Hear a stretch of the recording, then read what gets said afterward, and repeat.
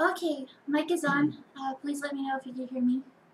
I'm a little tired today, so I might be a little slow to be answering you. Also, hi Rob. You said people, or do people just mean Rob? It says 3 watching. I'm assuming one of them is me. Jesus. And 2 others. What does Matt have the link? I don't know. In case you would like to hang out. Give it to the net.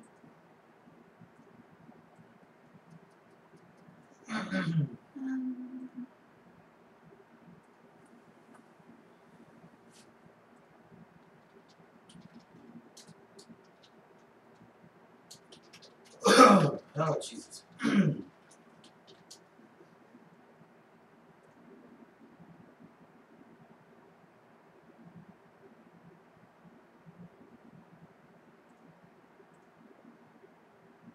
Okay, so today, rather than working on pages or patron requests, I am going to be cleaning up the sketch that is celebrating our Kickstarter funding before it funds. Hopefully it will. We've got 20 plus days left. And we're so close. We're less than 1,000 at this point.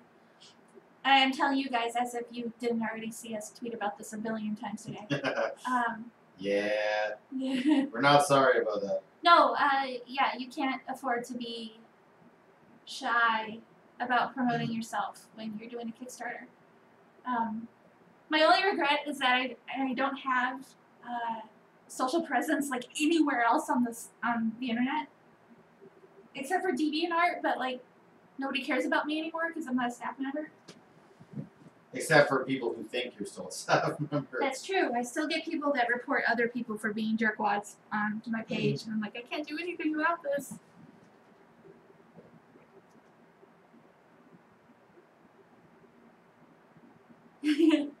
Rob says to tweet away. Also, Tiffany is getting a book, and that's really cool. Thank you. Please pass along our thanks. Yeah, absolutely.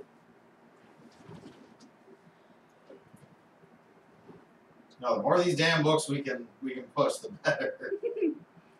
I can't wait till we get like the shipment in. So yeah. Our dining room is actually going to be used for something more than cat butt storage. That's where all our cat butts go.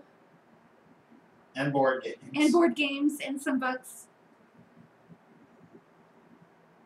And copious amounts of tea crap. Well, not so much anymore. She got rid of a lot of it. There's still a lot of tea crap. I wish we had more tea crap.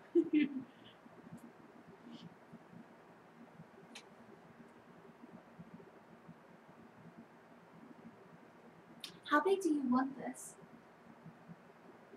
See, I always go by print size, so I say like if it was 8x8 is so big, and you don't do any white space, so I'm thinking 5 or 6 by 5 or 6. Let's do 6 by 6. Okay. Okay. Yeah, I just needed to know. Because it doesn't need to be huge. No. Whatever. I'm not gonna blow it up until it's cleaned up and ready to ink anyway.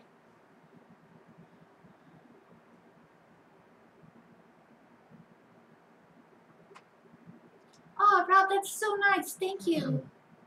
What do you do now? He shared the site with his hometown comic book store. Oh, cool. And I'm assuming the owner said he would check us out. Nice. I hope somebody goes for the retailer tier because it is an embarrassingly good deal. It's really good, but It's literally half price. Honestly, who the hell are we, though? Like, it wouldn't surprise me if we don't get any bites. We're rising fucking sand. But yeah, assuming we have enough copies left over, we're going to take some to local shops around here and see if they'll stock them. Which they will. We know of 2 stores in downtown Toronto that stock local creator stuff. So that's cool.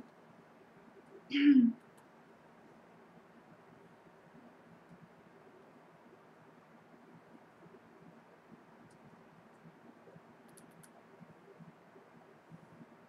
pretty sure, like, I don't know of any comic stores around here that don't do consignment. Yeah, I don't know either. This is really cute. This is gonna be cute. Yeah, I'm really happy with that sketch.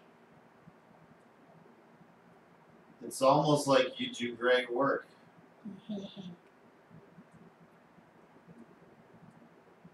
It's almost like you're excellent.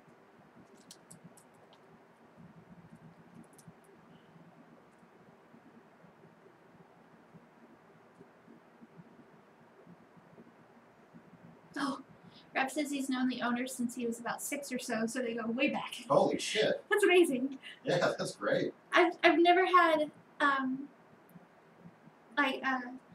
when I lived in Arizona, I had a shop that I went to every week, sometimes more than once a week. Who I was really good friends with the owner, and he loved everybody, and he was super supportive of all the local creators.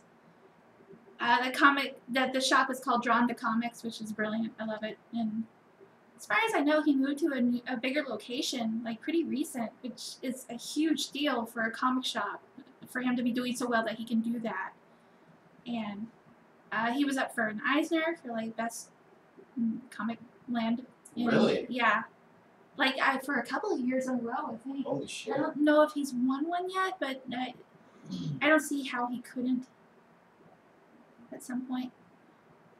But yeah, it's being a military kid. I was always in a place that didn't have shops close by. So when I moved to Arizona, I had to drive a bit to get to ours, but I basically lived there. It was so good, and I miss having one that I could just go to every week. The one we go to now is a bit of a drive away. It's pretty great, though. Matt says he's sure Adam at Nexus will take a couple. Tell Adam to get the tier. Also, hi Matt. Hey, Matt! But yeah, Matt, I don't know if you noticed, we do have a retailer tier now that's like the books are half price. Like, you have to be able to prove that you work for a store, but the books are half price. So if Adam is interested...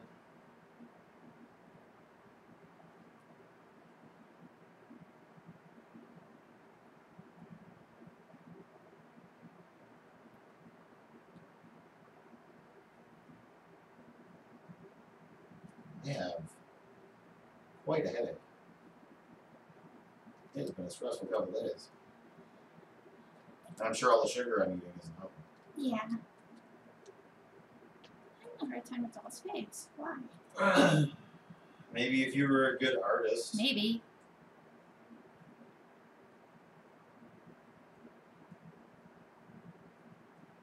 Maybe if you get your freaking act together.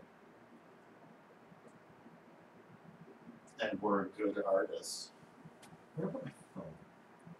So I can obsessively check the campaign.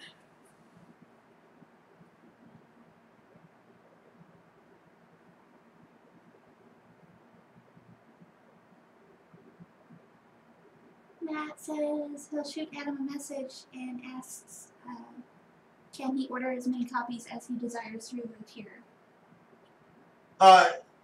Technically, yes. The way Kickstarter works is like you'll the tier is for 4 at half price, and I doubt Adam will need more than that. Usually, you only need a couple copies of a given book, but if he wants more,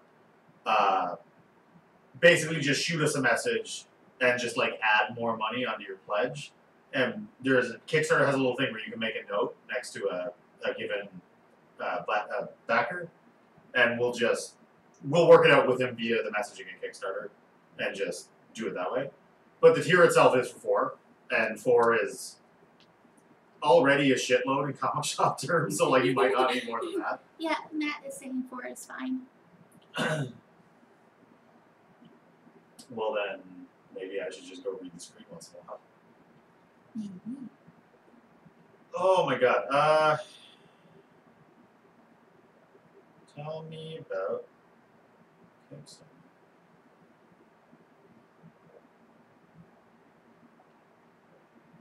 $154. Or were we already at 154? No, we were at 153. Well, shut up, because we're at 154. Oh shit! Oh, that's awesome. Yay! Nice. In a minute, I'll go find out who that was.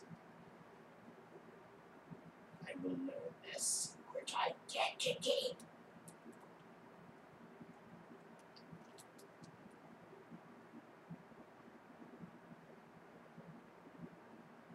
Doll's got her old hair. Is that right? Yeah. Sure. In fact, I'm worried we're confusing people who are like mildly familiar with RS but not so familiar with RS, Nah, I don't think they're confused. because we seem to flip back and forth between her like season 1 and season 2 looks.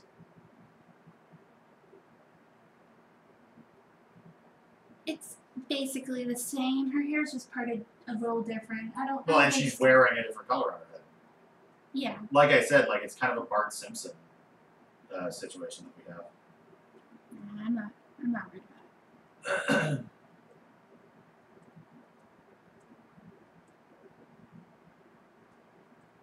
Or like some people are like, oh, the thing in her hair is green. Other people are like, the thing in her hair is red. When really both are true. And just one is actually. Can't wait to get to that part. I did find out that, speaking of Bart Simpson, the blue and red shirt thing, red, because I didn't watch The Simpsons originally, like when I was a kid. But I had like a Bart Simpson figure, and like you saw him on T-shirts and stuff. So I was most familiar with Bart Simpson as blue shirt. And then when I started watching the show a little more, I was like, "What's this red shirt nonsense?" And it turns out that in general, blue shirt was merchandising, and red shirt was the show. Oh, that's interesting. And I'm not sure why. I'm pretty sure I've looked into it before, but I've forgotten the reason why. But yeah, blue shirt was mostly just merchandising Bart, and then red shirt was obviously actual Bart. And that's strange.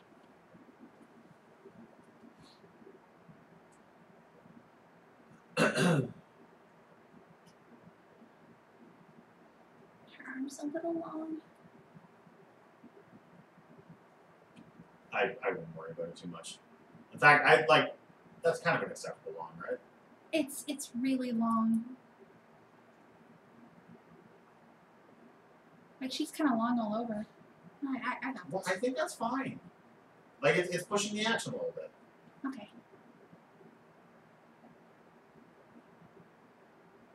Or can you zoom out a bit? Zoom in a little more. I think that's fine. You think it's fine? Okay. Like maybe in context with other people, proportionally she'd be weird, but like doesn't matter because nobody else is in the scene. Like when I draw like say Ro alone, her proportions are of such a taller person. Like I always draw her head a little small. She looks more like a real adult rather than the incredibly short person she actually is. Matt wonders if it was due to some weird merch rule that they couldn't be exactly the same. Like Oh, the shirts. yeah, possibly, yeah. Yeah, I'm sure you guys remember, like, he had that, like, sky blue shirt. Yeah. On, like, every Don't Have a Cow shirt. Yeah. But, like, then in the show, it's always that. I've always really liked the specific red of Bart Simpson's shirt. It's a good red, It's a isn't it? really good red, yeah. Don't care about the show that much, but ooh, that red. It's a good red. Should I put Mr. Goldie in here somewhere? Oh, absolutely. Yes, 100%. Yeah. I've noticed Mr. Goldie is very subtly starting to catch on. I know. Where people are like requesting he be included in things, and like, I love that. I think it was Rob. Was it you that suggested a Mr. Goldie sticker? I think it was. Okay, because yes, I'm all over that. I would love if we could do that. We also have a slightly more ambitious plan that I don't know if it'll turn out. Because it will require a very, very large stretch amount. Don't worry about it. Otherwise,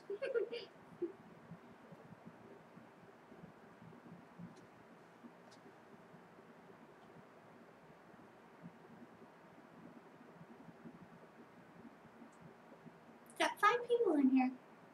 that's a nice amount of people. That's a good amount of people. I like that number. 5 is my favorite number. Welcome, each people. Each of 5. Then that's not including you. Did you pause the stream? It's paused, yeah. Oh shit! So that's like 5 legit people. We don't normally have that many people. Ha! Rob says stickers with "Don't worry about it" on it.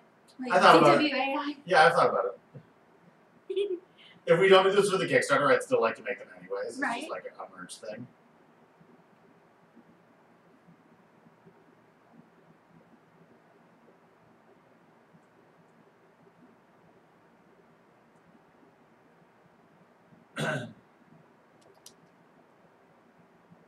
Oh man, my throat. I'm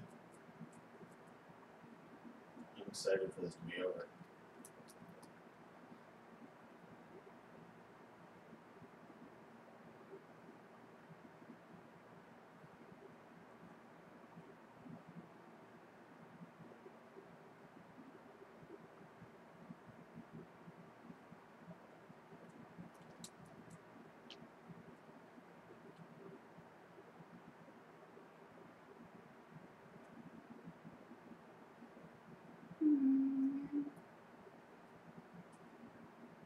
Matt is saying he rewatched Fury, the movie he was telling you about. Mhm. And turns out it's a David Ayer. Oh, for real? Why do I know that name? What is that name? He's... Fuck, what is he? He's that guy that did, hang on, it's on the tip of my freaking tongue. Suicide Squad. Oh. He did Suicide Squad. Oh, okay. Which, You know, that piece of shit. which I have not seen, so I can't comment.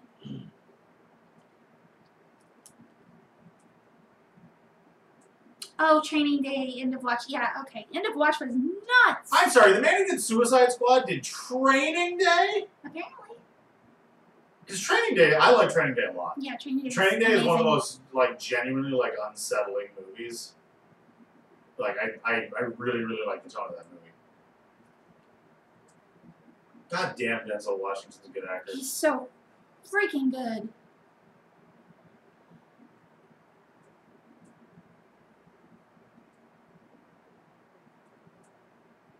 Is he okay? You never really see him around. Yeah, he was just in something. Oh, okay. That's good. Because I want him to be in things. For he is a delight. I can't remember what it was.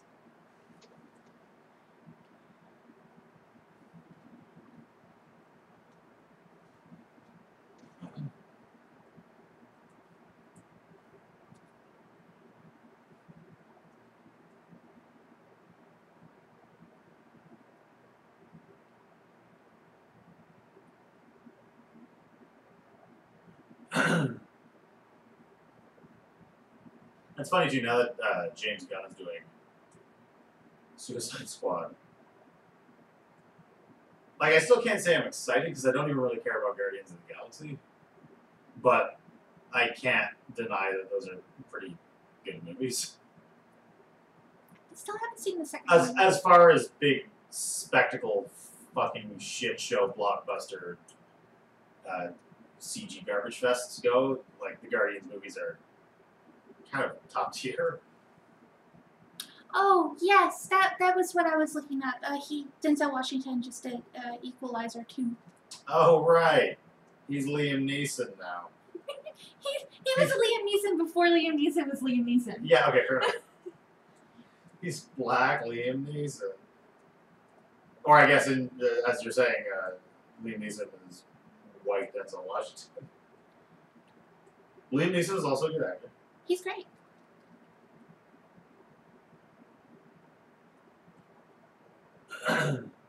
Oh, okay. So he didn't write Suicide Squad. He just directed. And so all his intense movies are the ones that he wrote as well. I see. Well, let me say then, he is a much better writer than he is at keeping executives away from his big tentpole films. Because, oh my god, Suicide Squad. And to be fair, I've only seen clips of Suicide Squad, but I genuinely feel that was enough to understand what the hell happened to that movie.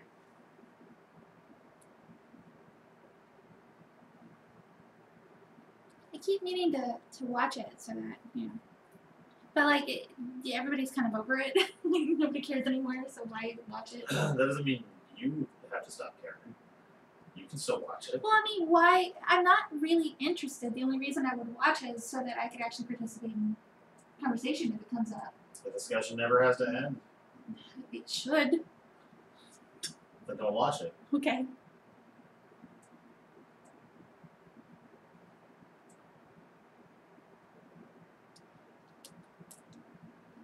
My favorite Denzel Washington movie is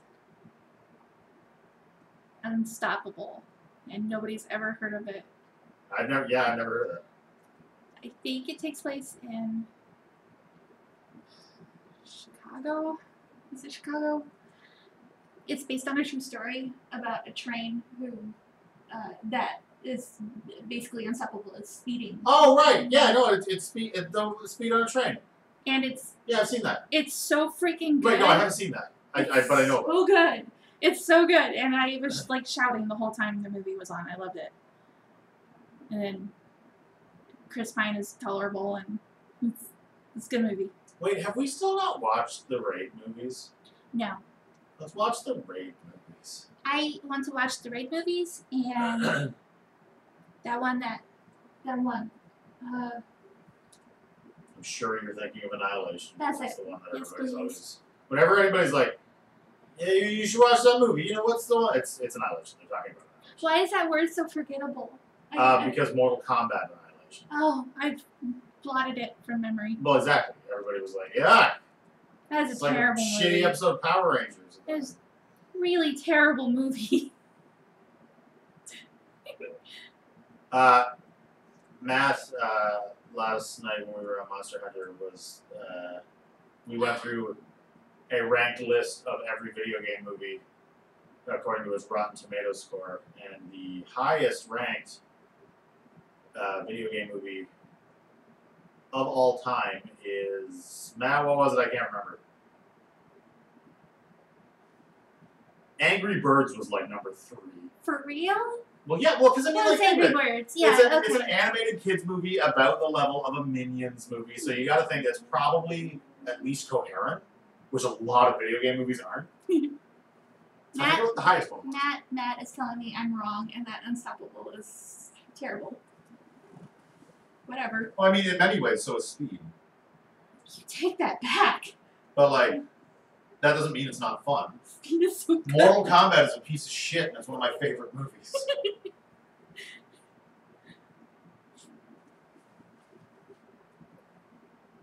Okay, so I might just really like runaway vehicle movies. That's why Crank is so good. It's a runaway man. Who should watch Crank? That's why Runaway Bride is so good. It's a runaway bride. No, that movie's terrible.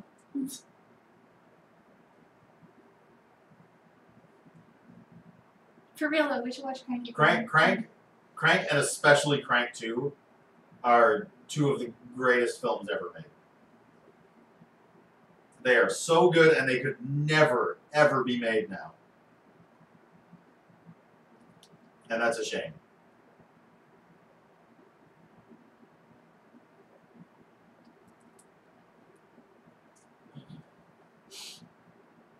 Got Risk of Rain music in my head again. Good, because it's good. It is really good. It's good music. Oh, Rampage! Rampage was Right, Rampage. Dwayne The Rock Johnson in Rampage is the highest rated video game movie ever made. Oh, okay. I'm glad it's not like Tomb Raider, because those are terrible. I'm sure. I forgot there was a new one. That had to remind me last night. There's a new one? Yeah, with what's her face, the chick who played the robot in Ex Machina. That's right, right, because the internet was bitching that her boobs weren't big enough. She's fabulous. I'm actually kind of excited to see her play that role. I don't really care to see another Tomb Raider movie. I'm excited as shit. I haven't heard anything about it in a while now, but I'm still excited to see the new Mortal Kombat, where apparently Christopher Lambert is still Raiden. For real? Yeah. Oh my god. Yay!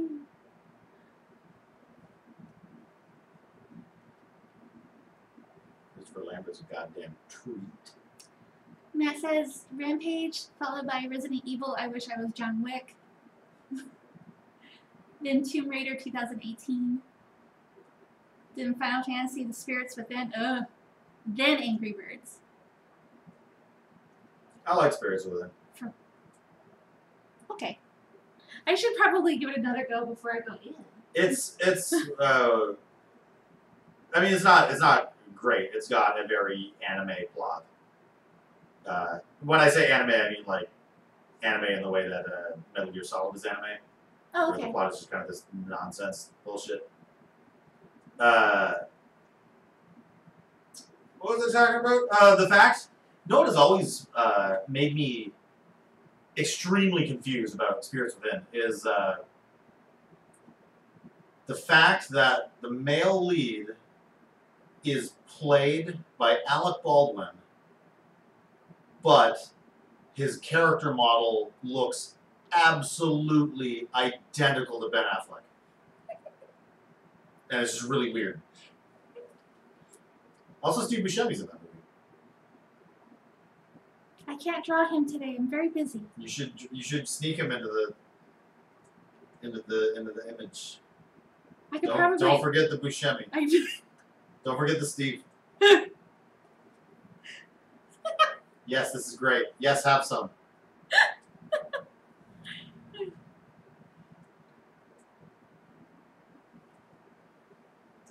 We are not enormous Ghostbusters fans in this house, but yes, have some has become like one of the most quoted lines in this house.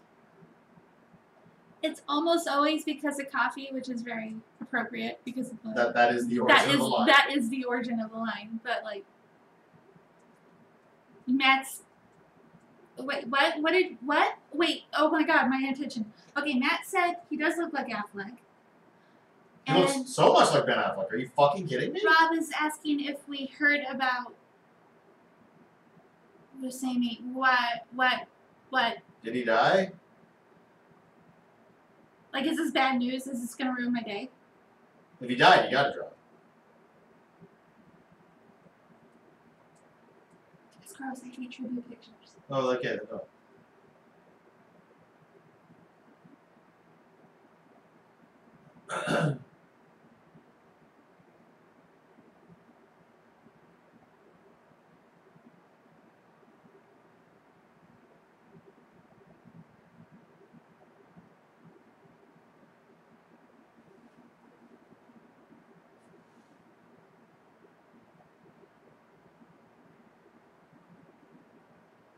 Oh, I misread. Oh, God. Okay, you had me scared for a minute, Rob. So Steve Buscemi is not dead. He's fine, apparently. No, Rob was asking if did I hear his name, because he heard one of us mention it. Oh, I thought he was acting like, yeah, did you hear what happened? Steve Buscemi. I'm looking, okay, one, I don't have my glasses on, and two, I'm looking at my terrible monitor for YouTube chat. Yeah, her And- second monitor is an old TV. It's an old TV, and it's garbage. I am glad he's okay. He's not just okay, he's fine. Steve Buscemi looking like a snack. Steve-O's. That's what the snack would be.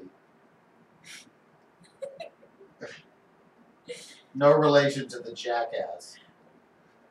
I kind of want to watch the Jackass again.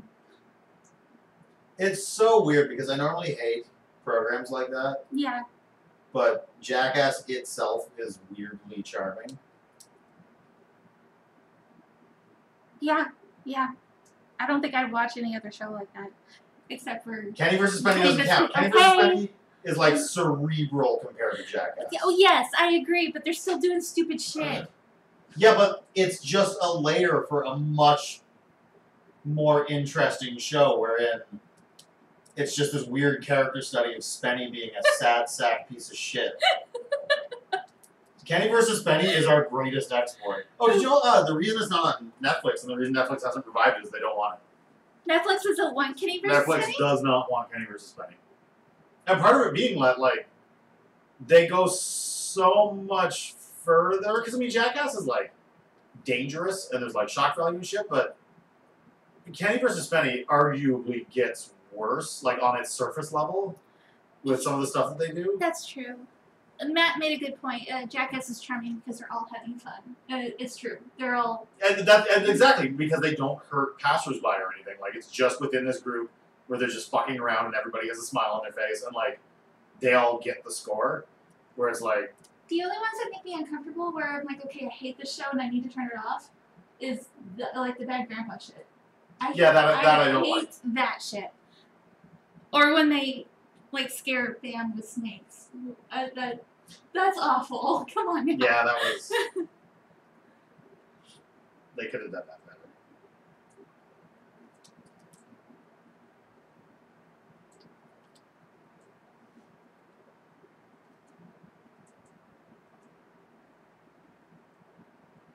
God, I think the last time we watched Jackass was at Sid's place for Thanksgiving last year. Ty's sister's house for Thanksgiving. It was good family entertainment. I think we watched like 2 of them in a row, like the movies.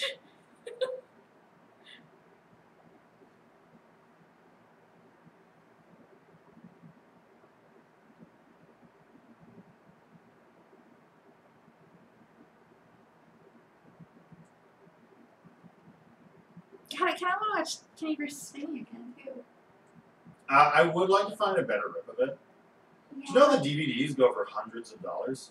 Really? It's extremely difficult to find. Oh wow.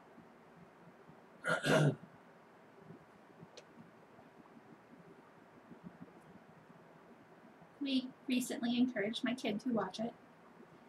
I wonder if he did. I doubt it. If we can get over here for Christmas, and again, we should really get started on the paperwork for that. Yeah, I gotta find a notary. We should send him back with a key full of it.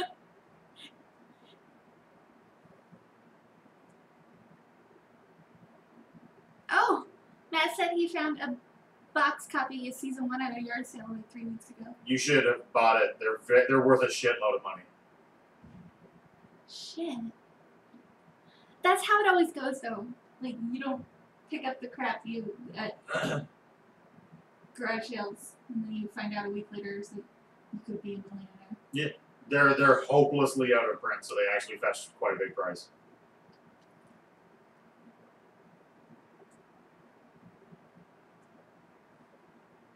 And it's the greatest Canadian television show. There's some really good shit in season 1. Oh my god.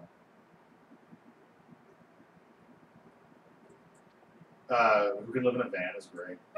And that's the Who Can Win a Boxing Match. Who Can Win a Boxing Match is one of my very favorite ones. Oh, what was it? I was watching an interview with Kenny like a couple days ago, and he was talking about his favorite episodes. And he says them by just one word. They're like, "What's your favorite episode?" And he's like, "Meat." Meat was the first one on the list. He said baby. What was baby? What was baby? Oh, it was the one where they had the electronic parenting dolls. Right. And My Kenny God. was just total child abuse on his electronic baby. My God. Fuck Stargate. We should watch some of that tonight. It is Stargate Atlantis is a terrible television. I don't want it to turn into Voyager, where it takes us a year and a half to watch it, though. Oh, yeah. Yeah, it took us forever to get through that. It took so long. Matt says he didn't buy it because, like all yard sale DVDs, they're inexplicably damaged and covered in filth. Yeah, all right, fair enough. Oh, no! Who can produce the most semen? Ugh. That one is a wonderful episode because it's one of the only episodes where, like, if you viewing the show in the larger context of this weird psychological study of Spenny, Yeah. and watching him become a shittier and shittier person as the show goes on, it's one of the only ones where he stoops to cheating. That's true. And, but he's so beside himself with guilt that he can't. Like, he would have won if he just, let himself cheat.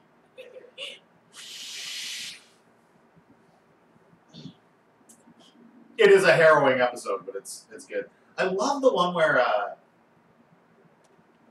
Kenny wins without them doing a competition, where he just dresses up as, a king. That's And right. he just fucks with Spenny so hard that the humiliation just kind of happens.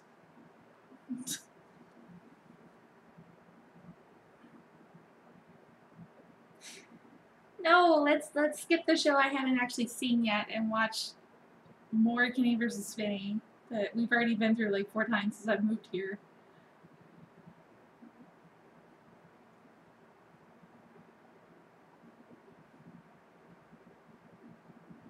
The show gets really shit right before the end.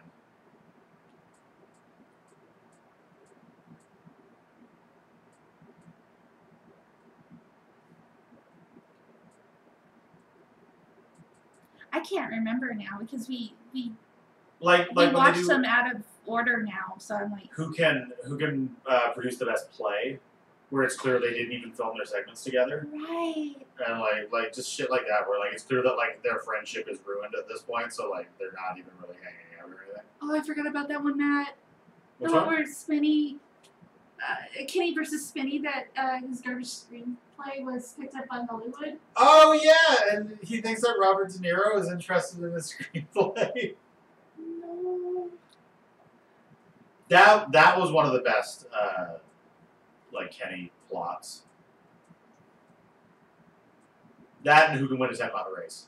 That's the one where Spinny gets locked in the thing, right? No, that's Who Can Win a Boxing Match. Oh. Who Can Win a 10-Mile Race is the one where Kenny fakes his mother's death. Right. Right. Right.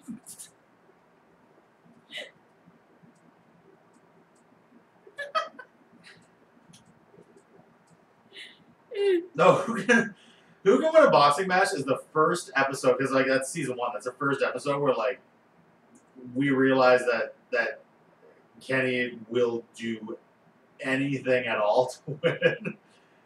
And so he just kidnaps his friend into this fucking room in the attic that he built in 3 days.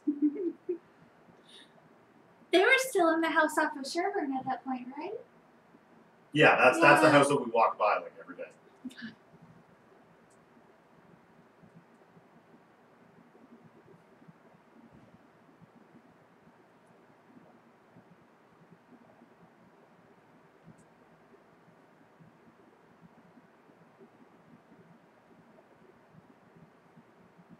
That's some good shit.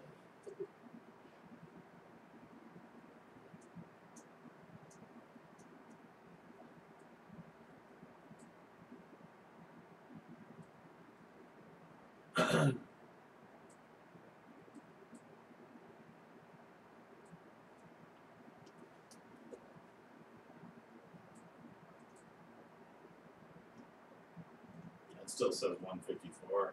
We got 2 people on the site, though. On Not the page. not acceptable. One of them was from DA. That's cool. More pledges. I'm glad that's helping. More pledges. 93%. Or are we at 94% now? I'd have to check.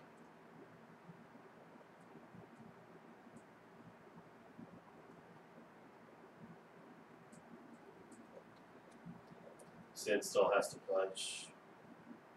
You might have to remind her.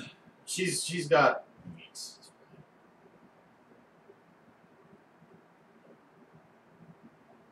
It's really cute how badly she wants a sticker. It's adorable. Yeah, it's like no problem, of course. You're literally my sister. There will probably be just stickers falling out of your glove compartment. It's fine. Don't worry about it. Sid wants a sticker really bad so she can put it on her car. I do not recommend she put a holographic sticker on the dashboard of her car. No, not the dashboard, like in the back window. Oh, I see. And so she could blind other drivers. Shit. Those usually you want the ones that stick on the front side. Yeah. Matt is asking, what was that the other Canadian show that Showtime picked up? Pure Homage? It was like, Oh yeah. is that it? That guy's. I worked for the show very briefly. I recorded Machinima Oh! with them, where we Okay. all sat around in the house trying to capture shots inside like Arma 2 or something, some like World War II kind of thing. And he's fine. He's a weird perfectionist, like the main guy from Pure Ownage. I've never seen it. It's super not funny. It's like early days internet humor, where pwn is like a joke in itself. Except on that show, they exclusively say "own."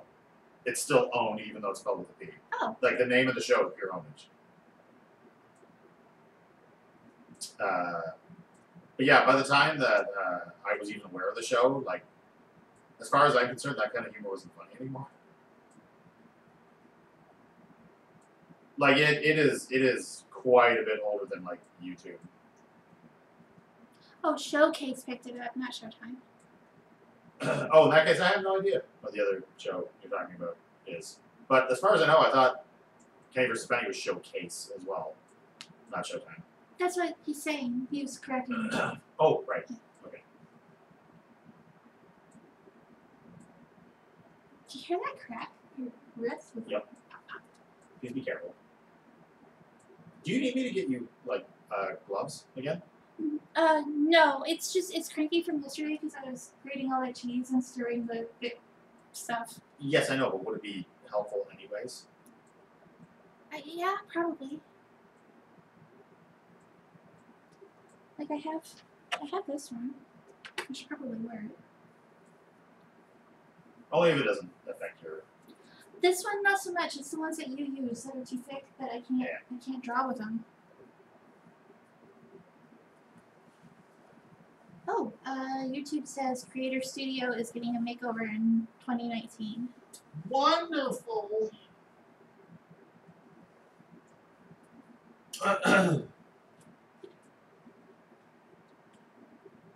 My goodness, I have a headache, and I wonder if this big bowl of cereal marshmallows could be why. Starting to think perhaps we shouldn't have bought those. Why? I love marshmallows. T and I got Ty this 3-pound bag of cereal marshmallows. Because I love marshmallows.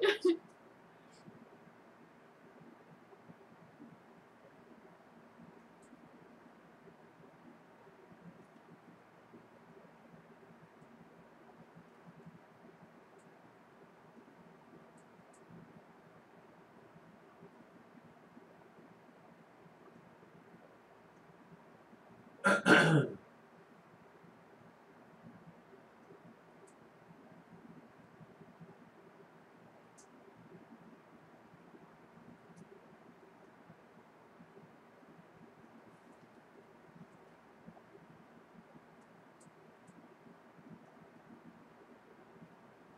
need to get back to work on commissions at nighttime. Why would you say this? I've got to finish That one for Baldy.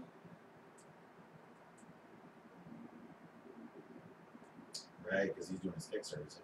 Yeah. Like, I need to get that out of the way. I don't want him to worry about having to wait on me to get that in.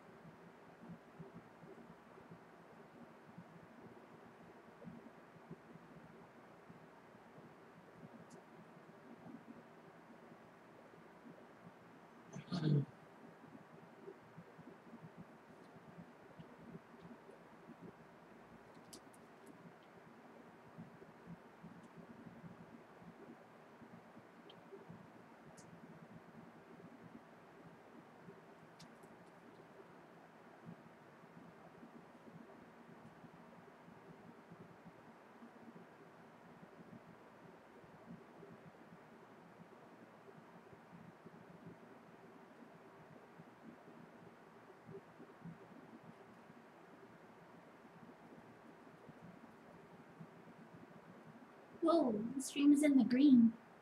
Oh, no, back to yellow. Green It hurt me. screen. Yeah, no, you're shit.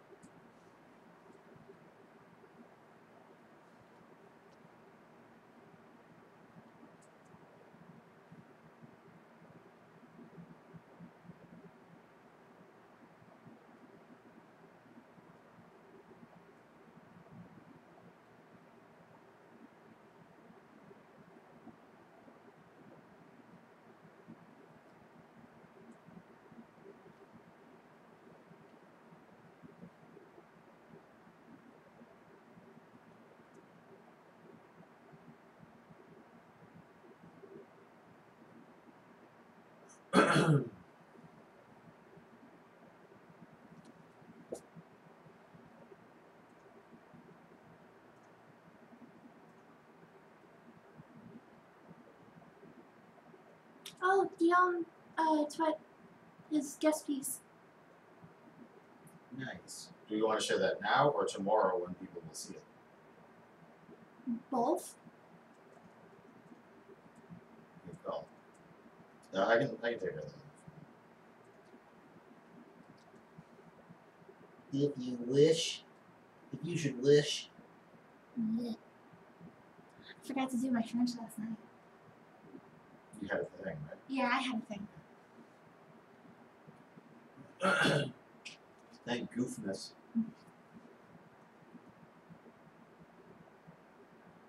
Duolingo has like a little savior streak doodad that you have to pay in-game points for. And it would really suck to lose my year-long streak.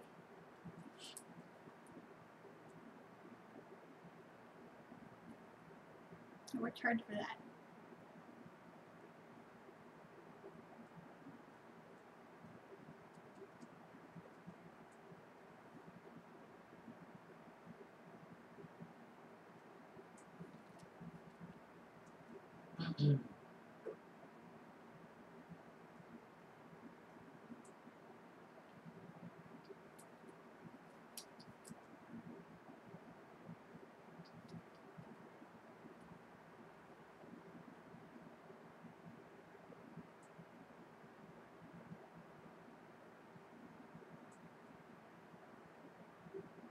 I think I'll put Mr. Goldie like right there.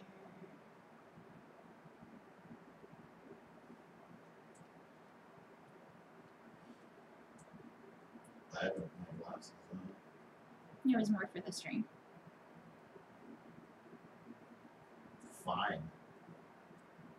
Put them wherever you want. I would love to have a enamel pin, Logan. Yeah. That'd be No, so that'd be great. good. I agree.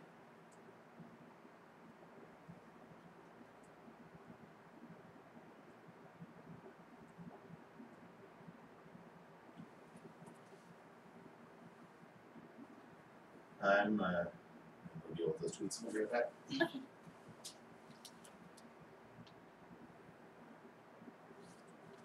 Okay.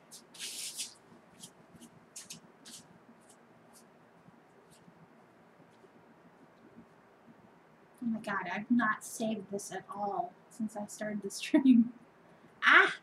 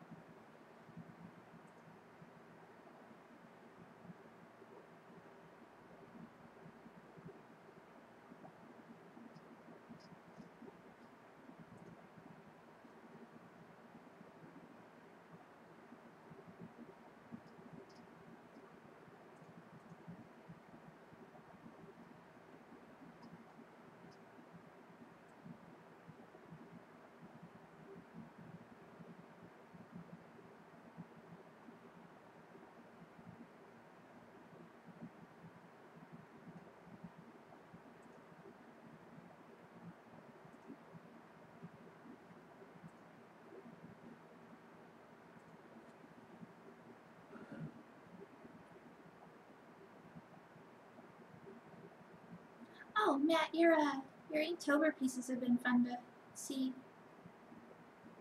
I like the looser lines.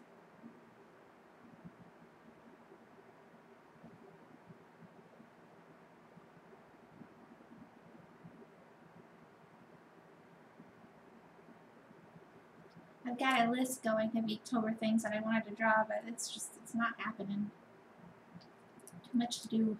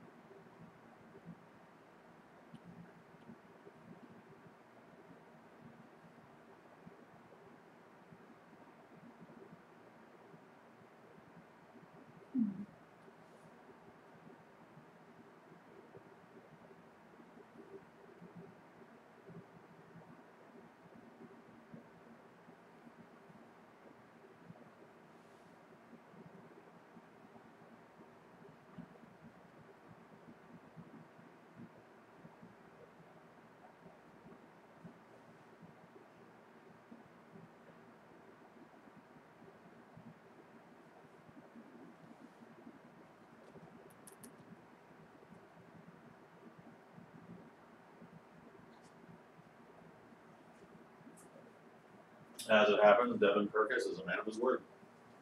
And he Oh, actually got the book. nice.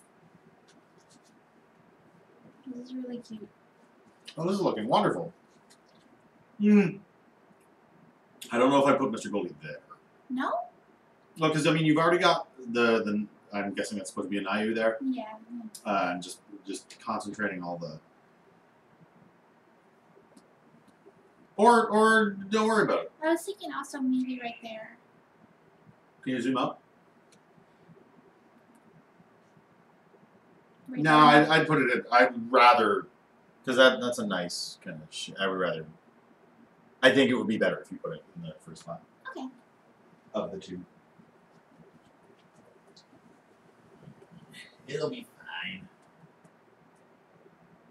In fact, don't worry about it. I see what you did there.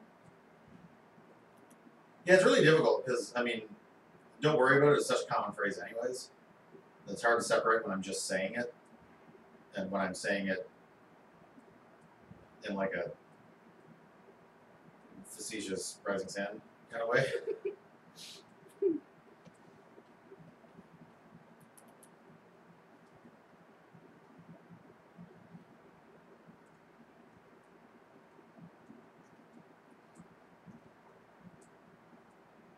Oh, Citrus Heights is back. What? Oh, right, yeah. Yeah, the other night we had two people on the Kickstarter page because we had that hooked up to Google Analytics. And one was from Citrus Heights and one was from Citrus Grove, and they were on opposite sides of the United States. And it's fun because one was in California and one was in Florida, where they grow. Where citrus Citrus. comes from. It was really neat. Oh shit. Oh, what?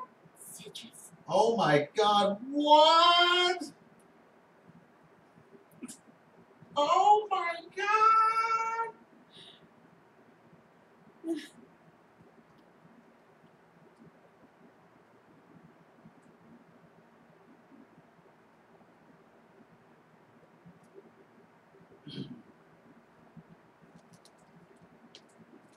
I like that piece.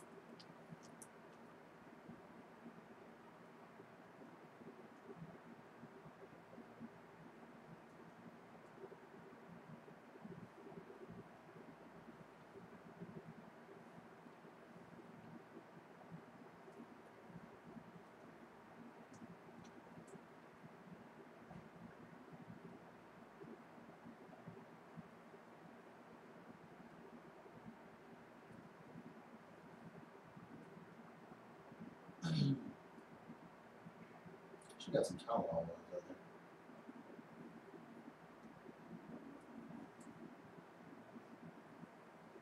Whatever.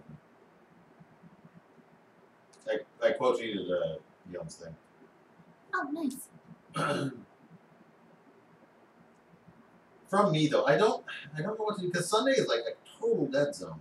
It is, yeah. Like if you got something to advertise, Sunday is not the crucial time to do It used to be pretty okay. it. Back when Shh. did that No, thing, Bishash. that thing we don't talk about used to happen every Sunday. This particular hour. You should have said anything. Bihash now. An hour for comic books.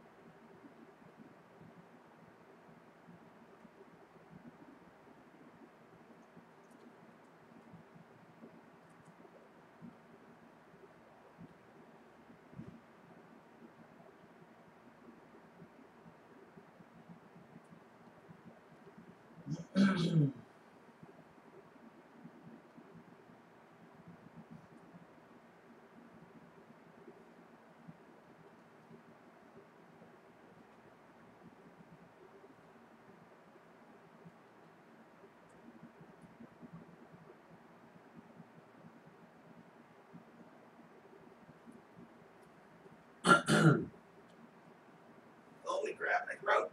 What game was it that you used to make that GIF? What gift? The one of doll.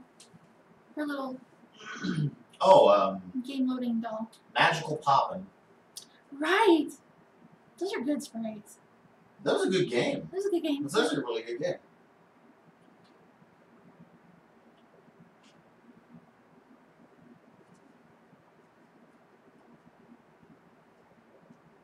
Or a Super Family computer.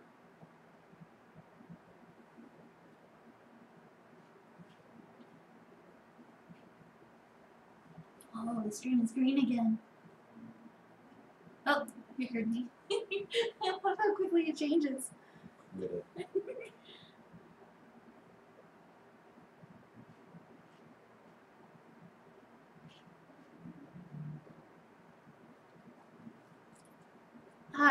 What was the game again? Magical Poppin'? Magical Poppin'. P-O-P''N. Poppin'. Which is another one of those words in Japanese game titles. Poppin' is very much like super or doki doki, where it's like it's an adjective, where that is usually meant to express like bubbly fun, kind of. So as doki doki is onomatopoeia for a heart pounding, so it's meant to be like thrilling. And I think super just sounds good to them. And it did to us. They're like, fuck yeah, Super Mario. Yeah, and Matt was asking what game that was. But yeah, it's a Super Famicom title that I randomly came upon when one night we were just flipping through the Raspberry Pi. And it turned out to be absolutely great.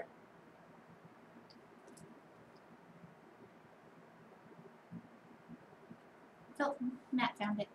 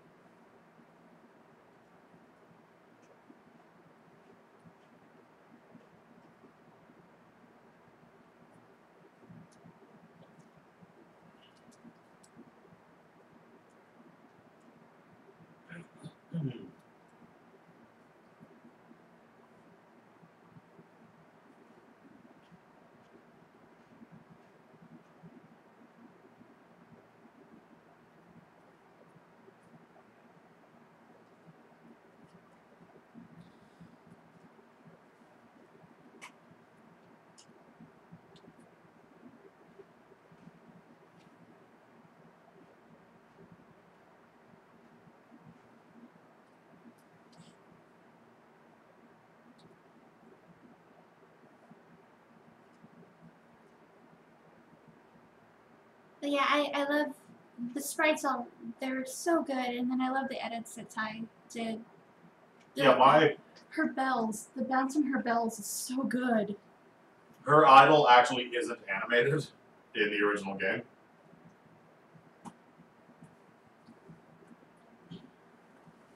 So all that actual movement was me. It's very good. Yeah.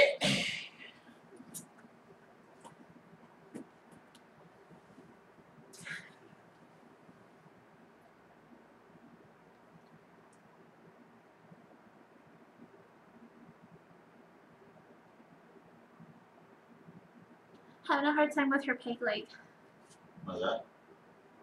I don't know how to put it in without it messing up the. You could just not put it in. For real? In most Okay. images I draw of her where she doesn't need to walk anywhere, she's not wearing it. Okay.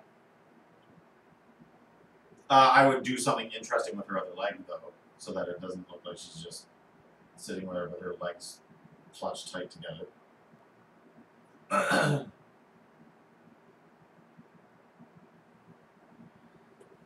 Also, I think it looked nice the way you had it.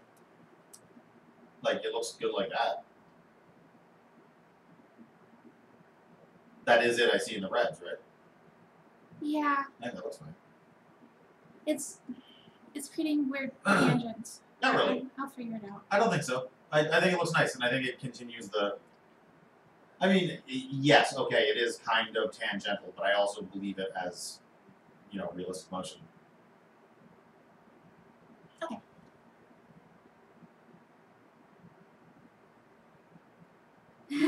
Yeah, Matt, I did consider that it just being flung. Like she's taking her legs. That would be good too. But again, I would have to put her other leg up. And the way I've drawn this leg, it would look like they're too tight. I think you should just go with what you have. All right. Make that look nice. I'll do that one later.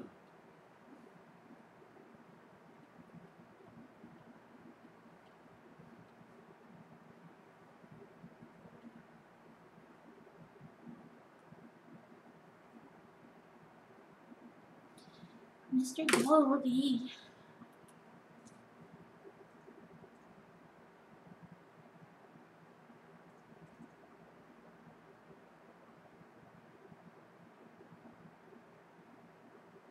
What page is that?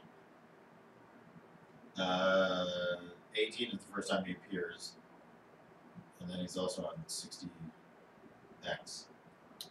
Of course, I don't have either of those pages on the computer. All right.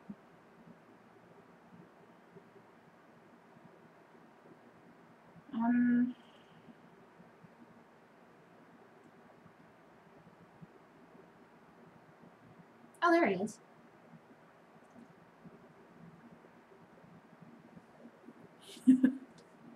That will do.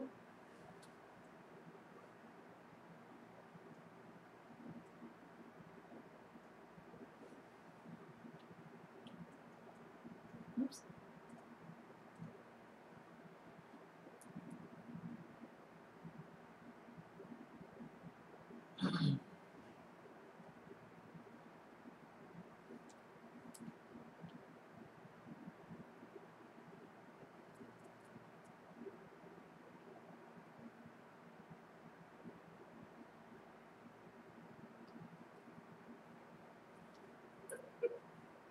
I need to find those sketches of all the different Mr. Goldies I did before we settled on this one. Yeah. I don't know what happened to those.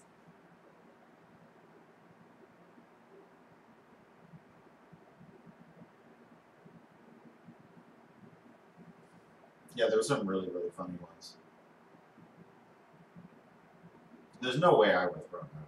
No, I just don't think they made it into the book.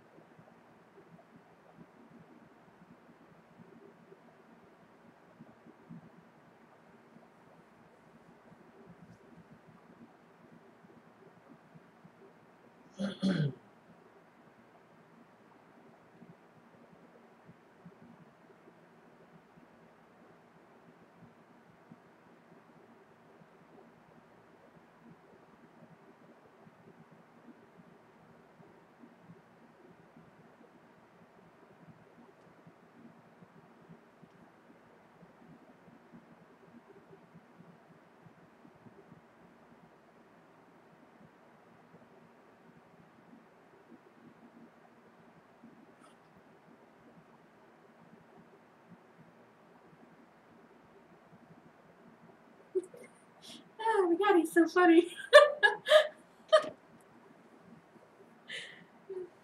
Great. He has such a butt. Dell's touching his butt.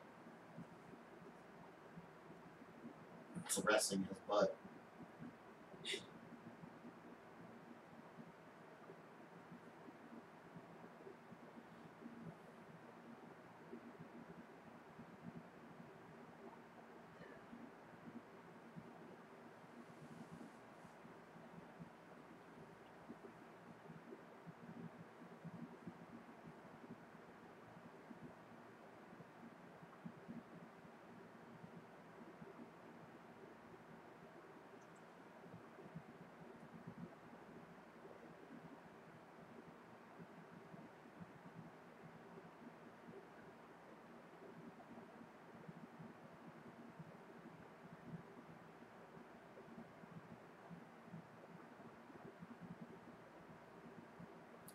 his butt's totally showing in the comic.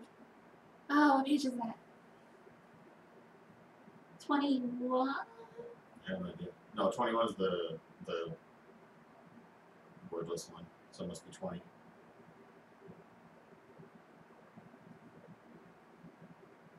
Yeah, after Doll, in this panel, after she has that first argument with Keb and leaves the room, Mr. Goldie's butt is in, like, the bottom right, I think, of the panel.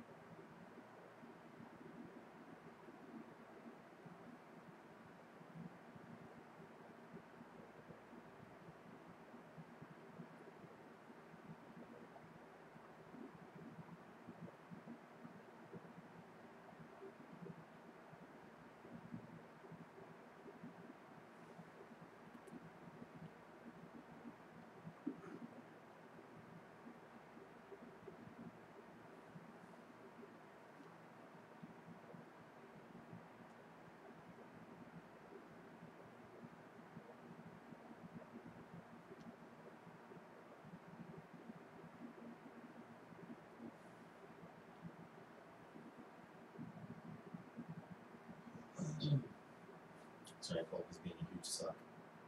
Oh, Colby.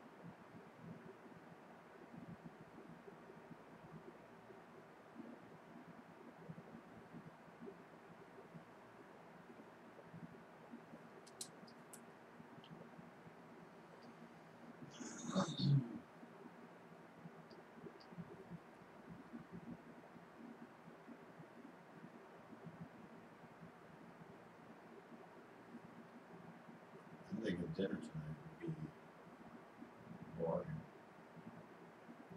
Might have to use these shells because I don't know very much spaghetti. Boring. I'm okay with boring. So boring.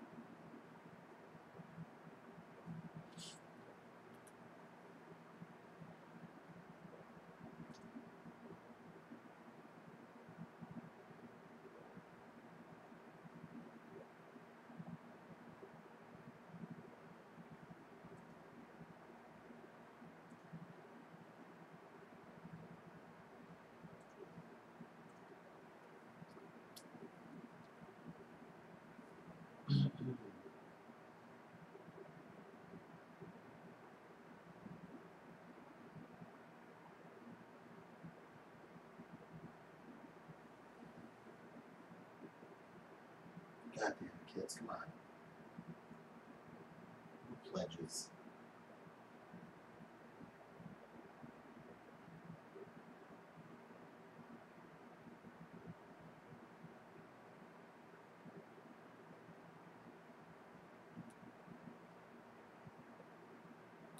Oh, hey!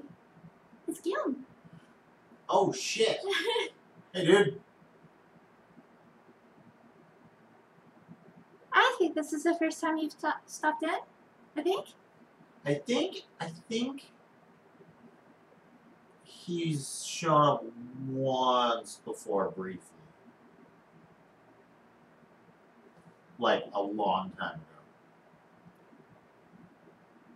Well then, I'm glad you could stop by.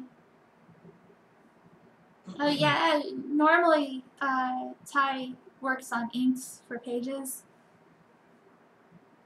Or I take patron requests, but like we wanted to do a celebratory doll for when we fund.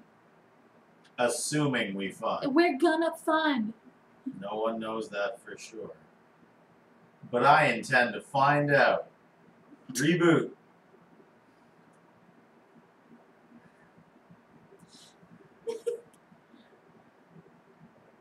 That was great. I'm great.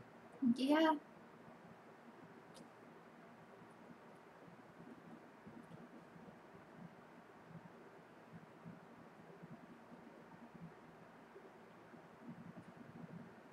Holy crap.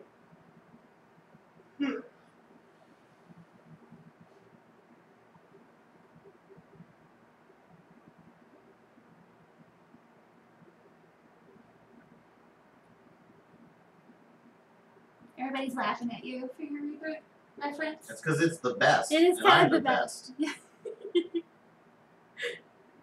Everybody laughs at me because I'm the best.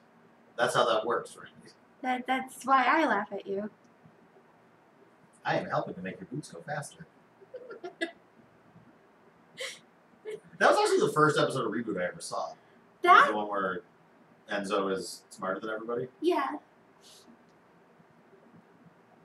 That line gets quoted a lot in this house. Whenever anybody's helping with anything. I am helping. I am helping to make your boots go faster. Matt says his Inktober prompt is whale, and so he put a beard on a whale. In order to make it more Norse?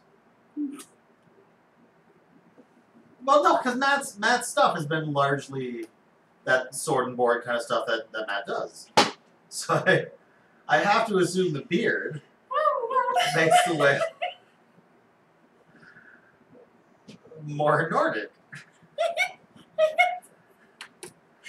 I'm dying. I'll be right back. She's died.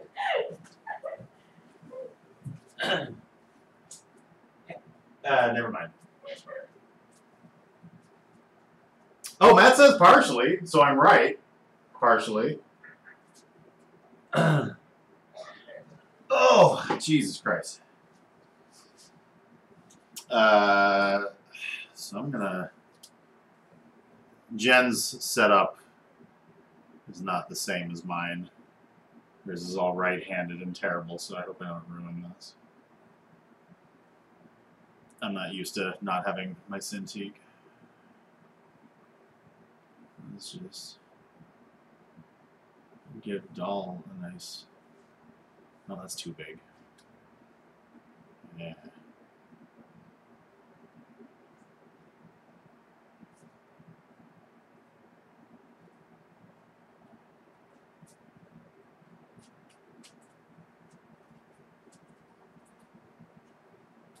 What have you done? No!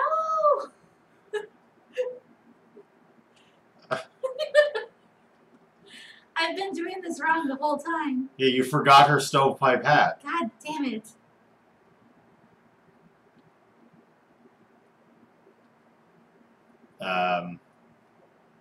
She also needs like a big, like an orb. They always have orbs. Do you want some of these drugs here? Give me the drugs. I need to load up on... What else do fancy people have? Cars. Oh, shit. Fancy people have cars. Usually cars they can fit in. Yeah, Hot Wheels beat that. Great. Great. This is great. I don't know, Matt. I don't know how I forgot the monocle. I don't know what I was thinking. Sorry, I need to give her a dinner jacket. That's important Just to give you. me a second. This is, I can't believe how difficult it is to draw on this thing. We need to get you, like, a proper Cintiq. We need thousands of dollars. Also, hey Tiffany, thank you for showing up. Oh, shit! Man, the gang's all here. This is neat.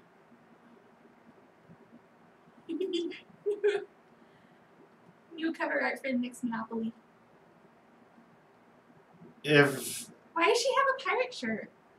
Because ruffles! You can have a fucking dinner jacket with the ruffles. Or, I mean, you can have formal wear. I don't know. I don't know how formal wear... Formal wear is like forks. There's like 4 million different kinds, and if you get it wrong, you're shunned. I'm just gonna wear a pirate shirt on every part of me. Like my pants will be pirate shirt. My boots will be pirate shirt. You said your boobs would be My pirate boobs shirt. would be pirate shirt. Each one gets a pirate shirt. She's wearing proper trousers.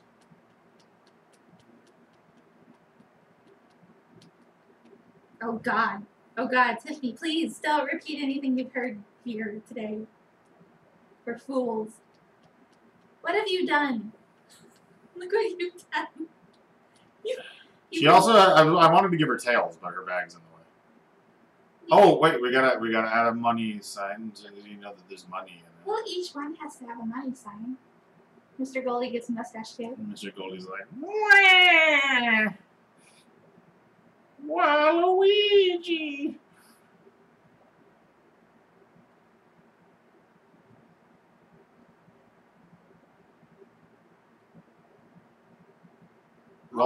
It's creepy how easily he transformed into Waluigi. Waluigi doesn't have a goatee, but he should. Yeah, This is the severed head of Waluigi. that's horrible.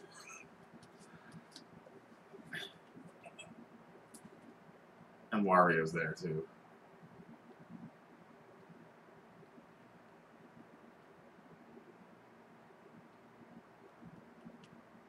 I got up to get a glass of water. I got up to get water, and this is what happens. Now you've got a glass of water. What? It's that buzz cut he has when he doesn't have his hat on.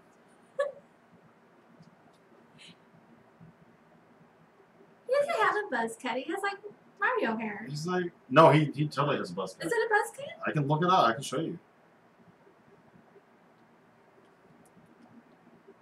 I'm like, bitch, what you doing with my golds?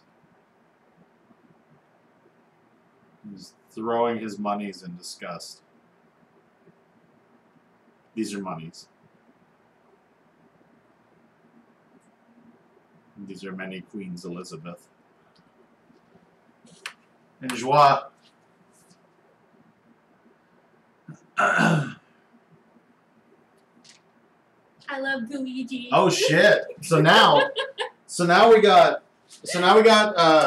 Bowsette, and now there's gonna be like semi-canon Mario Goo Girls, and shit's just gonna get wild. The internet's gonna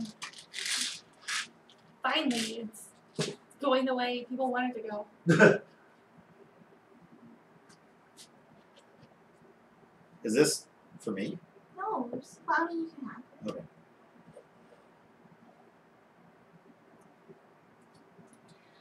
Okay, I'm done. Back to Jen. No, I mean, how do I improve upon this? You know. Tough act to follow. Like, I should just stop streaming. You can draw Steve Buscemi. I'm not drawing Steve Buscemi. Not this week. Well, could you get up so I can draw him then? Do you want to draw Steve Buscemi? Yeah, okay. Okay, yeah, go for it. Sorry, I'm gonna waste some more of your time. Where'd I put the thing? The thing? The magic stick. The drawing stick?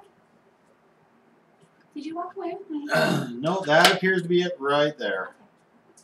Was this what I was using? Yeah. Oh, shit. Okay.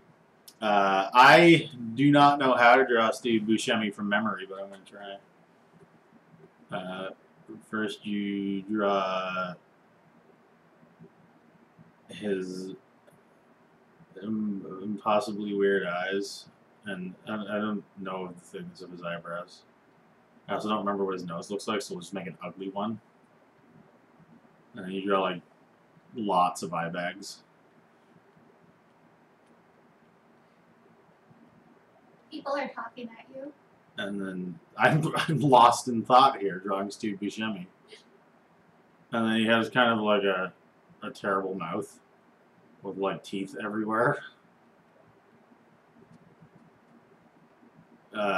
And he doesn't really have a very strong chin, so it's kind of just like it just disappears into his. He's kind of like a Simpsons character. What does his hair do? It depends. Like sometimes he has like a really lovely. No, that's pretty appropriate. This is pretty Steve Buscemi.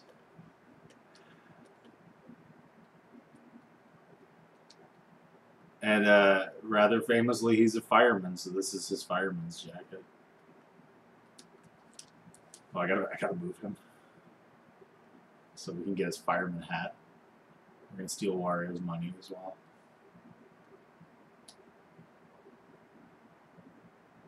Can we just get rid of this stupid shit? Jesus. I just realized I don't know how to draw a fireman's hat from memory. They're a very strange shape. Jesus Christ.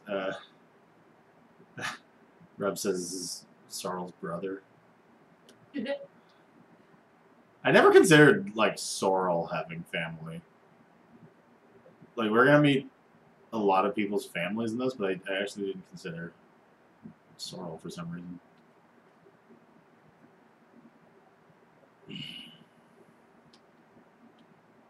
Yes. Yes, that's good.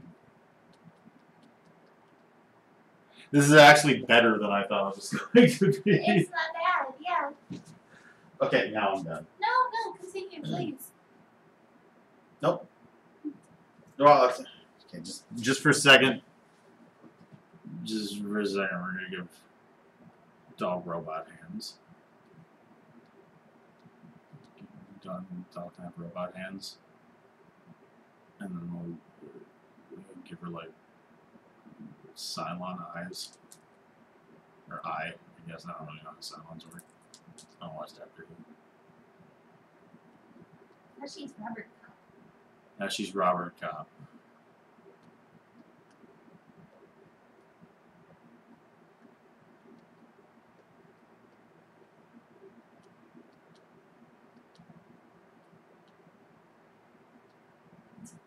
Robert Cop 3. Now I'm done. Go on, take it. Oh my god. Go on.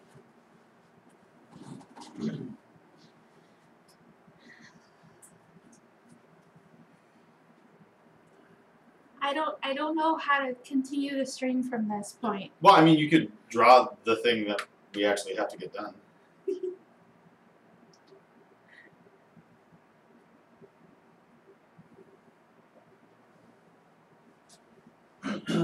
I will be right back.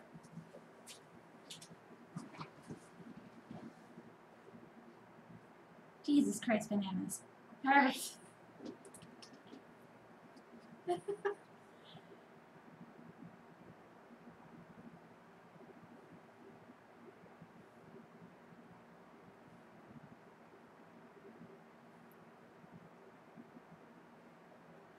Just gonna save this.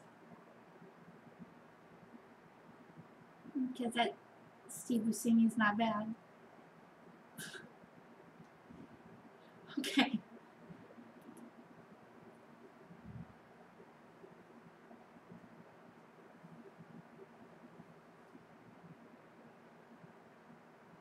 Yeah, it would be kind of fun to design a family for Sorrel.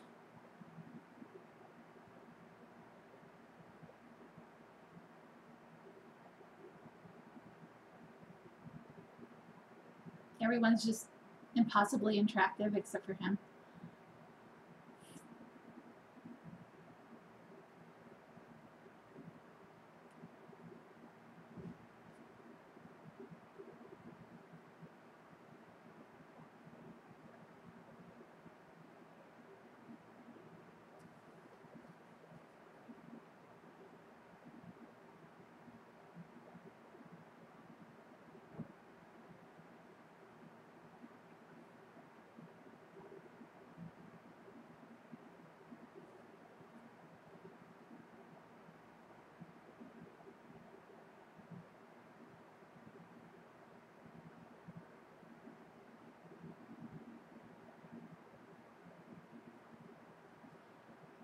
I think this is just about to the point where I can ink it.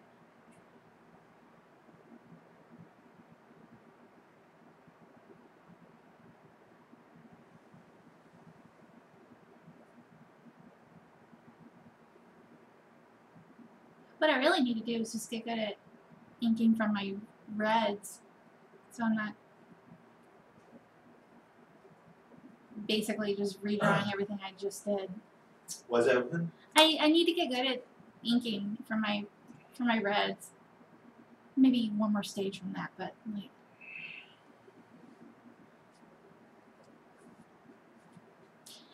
I need. Yeah, that's good. Her leg looks good. Right. Yeah, it's not bad. Maybe accentuate her heel a little bit more. No, you know what? No, I don't think you need to.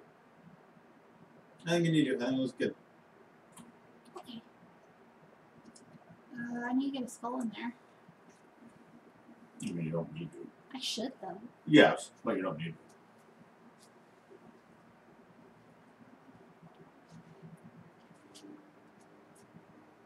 I want more bits and bobs. Some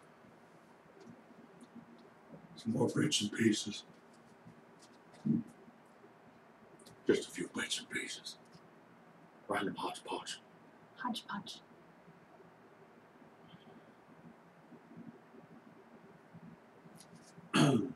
Yeah, that's what I was getting at, Matt. It just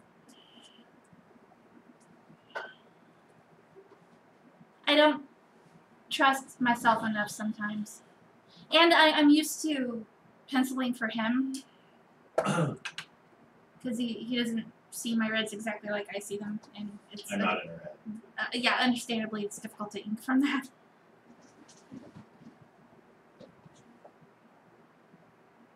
But I'm gonna ink this today, and then he's gonna color.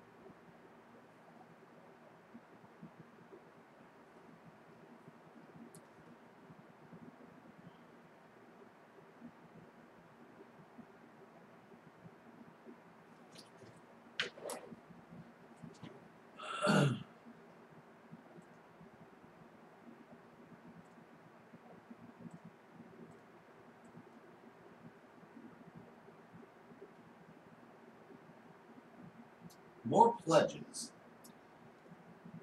Just more pledges.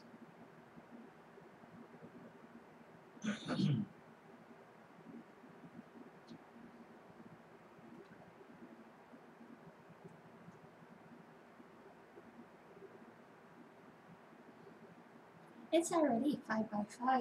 What did we say? 6 by 6? Don't. It's fine the way it is. Just make it 5 by 5. The chance it's ever going to be printed is slim to none. I just like to make everything like kind of printable size, just in case you ever want it. But that's fine. That's more than enough. Okay. That's good. It's good. 1500 by 1500 is fine for you to color and work from? Or do you want it bigger? Fine, make it 6 by 6 Okay. at 300. Okay.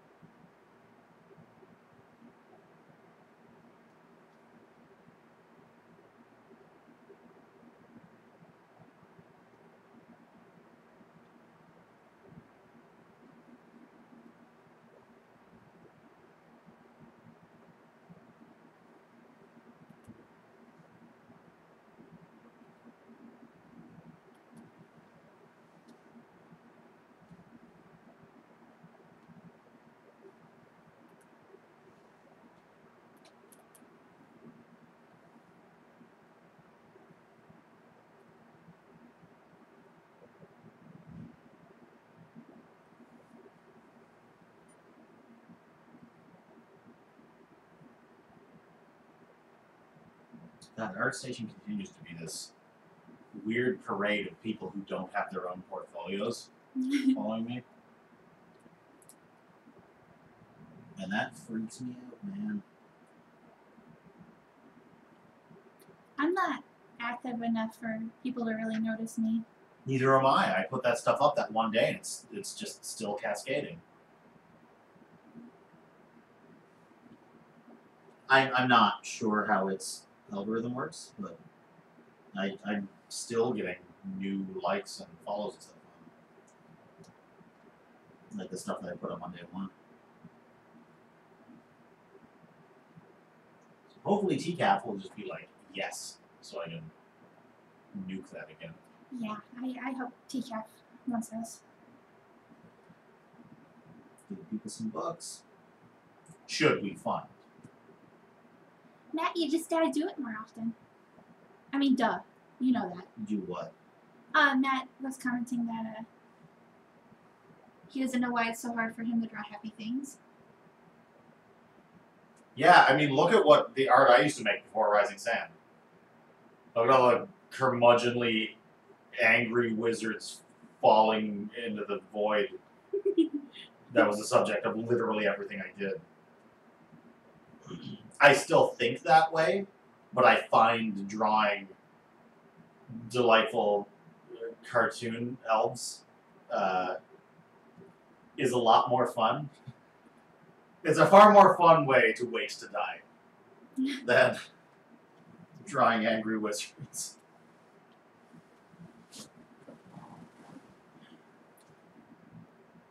I used to have that same trouble, Matt. I mean, it was years ago. Years. Everything I draw is super happy now, but maybe like college me or so. Everything was very either grumpy or sad or just not a lot of smiles until I just was like, no, we gotta do this. And like I saved so many references of just people laughing and smiling. And soon all her dragons looked like they were about to break into song. It's true.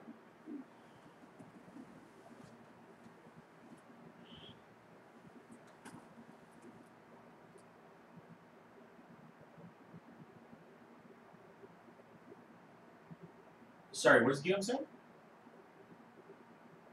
He agrees 100%. Oh, yeah. I assume with the better way to wait to die. Yeah. Drawing happy things is neat.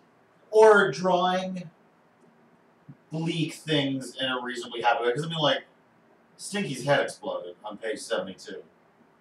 So, like, I still like gore here and there, but, like, I think it's part of the reason that nobody swears in Rising Sand.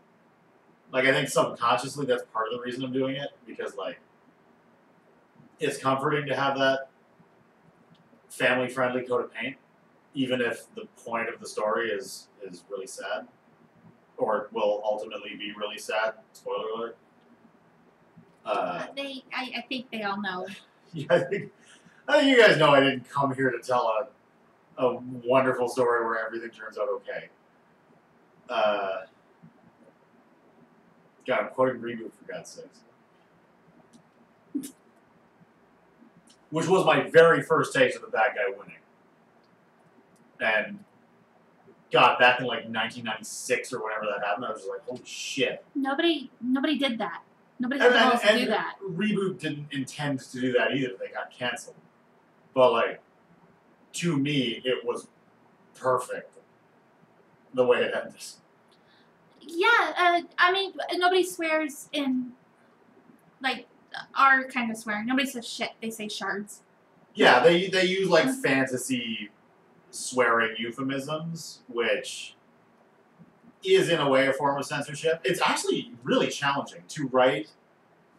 Like when characters get like mad and stuff, I find it's hard. It's hard to do it when you can't just have them say shit. Right, and like even I'm even trying to stay away from ass and damn and stuff. Like damn and or hell may eventually crop up because those are so not considered swears anymore. Hell damn fart. But like, I don't know. I think that keeping the dialogue completely clean really helps accentuate like the brutal moments of it, because otherwise everything just feels so all ages. And it is like honestly, as far as like the, like I said in that one interview we did that I'm sure none of you read, when I say that Rising Sun is for mature audiences, I don't mean like you have to be 18 or older. I mean that you just have to be able to process the things you're going to see. You have to have a coping mechanism to deal with the things that you're going to see.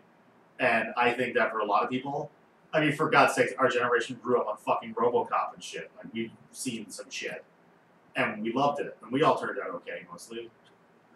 So it's like, not everybody has to wait until their drinking age to be able to handle an exploding head. And I think that's more up to the viewer than me to tell them who it's for. And other than the violence, which I don't want to pull any punches with because it can happen in real life and it's usually quick and brutal and then it's over.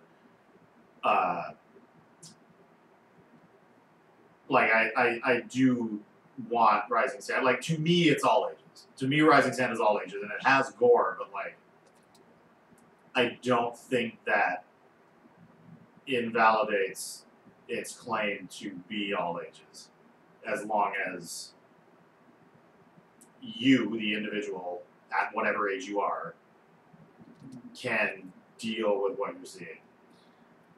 I don't know. It's hard to articulate how I feel about it, but I'm on the same page, but being a parent, I could also understand wanting to know exactly. totally, yeah, no, Yeah. and it'll say for mature audiences, but I'm never gonna like impose an arbitrary age limit on it. Yeah. It's like, fuck it. If you're the kind of parent who is proud of your 11-year-old for, you know, being in the gifted class or whatever, you know that like they have presence of mind enough to be able to parse shit like brutal violence or non-sexual nudity, like, fine, go for it. Like, I don't care. It's first of all, you're the parent. I'm not going to presume to tell you what to tell your kid to read. And second of all, I believe in children's ability to. God, this in some ways this makes me sound like an irresponsible person, but like I believe that children are smart enough to handle it. I mean, I was. Yeah, I mean, for the most part, kids are smarter than people think they are. Smarter and more capable of dealing with, you know, Like, so fantasy violence. when I strictly speaking, on the record, I refuse to put an age limit on Rising Sand, but like, to me, mature audiences for brutal violence and shit, like 12, 13. I mean, for God's sakes, I was playing Mortal Kombat when I was 9. And like, that didn't faze me at all. I was like, oh sweet, his head came off, nice. And never thought about it again. Like it's not like it traumatized me or anything. It was just like, oh, that's a thing that can happen. And like the fact that we're not presenting it even nearly as like the verisimilitude of a head exploding in Mortal Kombat is very different than that in Rising Sand, where it's like far more cartoonish. Yeah. Like I don't think we're gonna corrupt any young minds or anything. Anyways, heads explode and there's tits, but nobody swears. And that's the way I like it.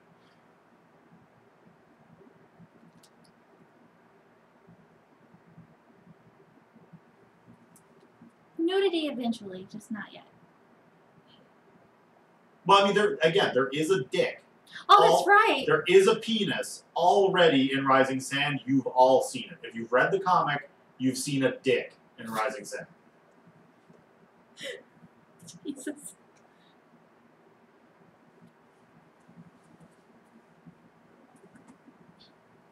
You saw a dick and you didn't even know it. We do kind of hide it, though. Mostly. Yeah. I think it's hidden in both color and lines. I was still inking at that point, right? Yes. Yeah. Yep.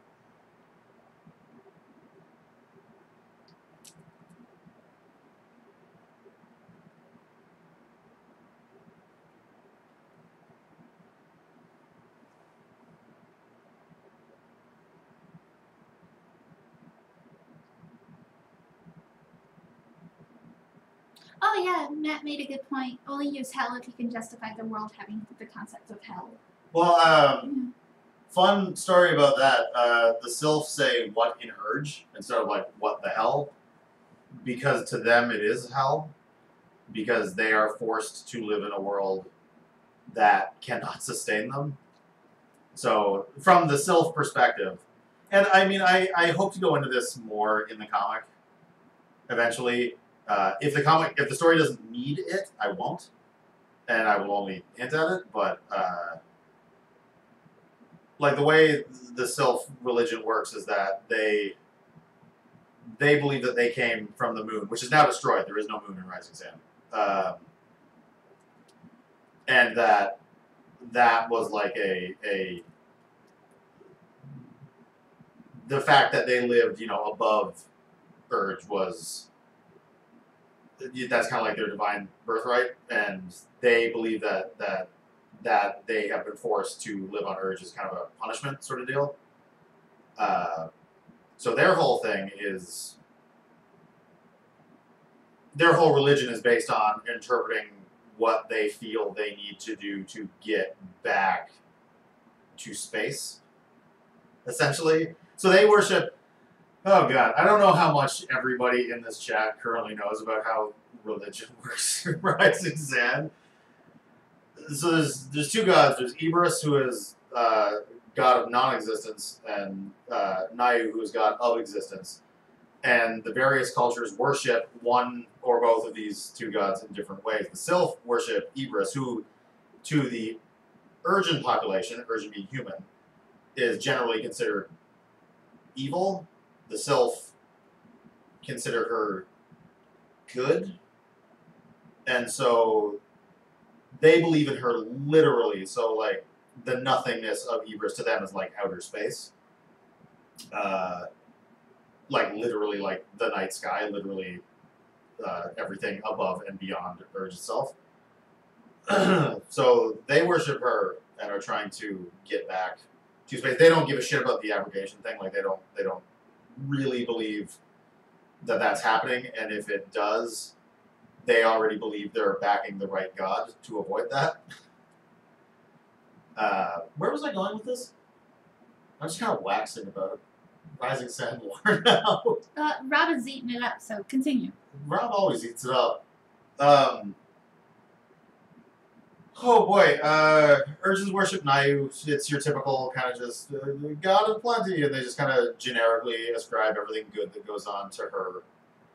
But the whole legend here, which we've just barely scraped on in the comic, is that